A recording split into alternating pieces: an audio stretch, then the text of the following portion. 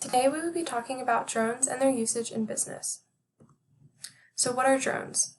They're formerly known as unmanned aerial vehicles, or UAVs, and they're flying robots that can be controlled with remotes, or you can program them with a software that can control their flight plans. So when you do that, they use a camera and a GPS system to navigate. Drones are able to be used for commercial and consumer purposes, but they're not yet legalized in a lot of countries for the commercial use, especially in the USA. But many states have imposed their own drone laws. Drones have a variety of impact on businesses, and the various industries that they can impact include photography, law enforcement, real estate surveys, construction, mining, retail, and emergency services. So Amazon is one of the leading companies trying to use drones to revolutionize their business.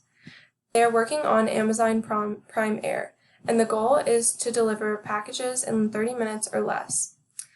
So they're a little bit delayed in this process because of the Federal Aviation Administration's regulations.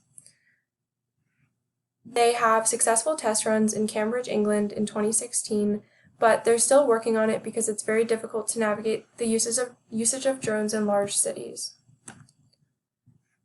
Drones have a huge economic impact. They're powered by batteries, and they make them more environmentally friendly than delivery trucks. The estimated market for drones is $127 billion across those various industries mentioned before.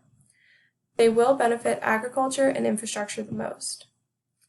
The usage of drones could create up to 100,000 jobs, but they also increase privacy concerns among individuals worried about their data collection.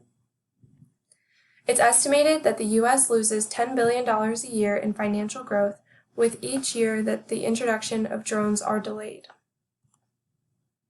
And that is all I have about drones.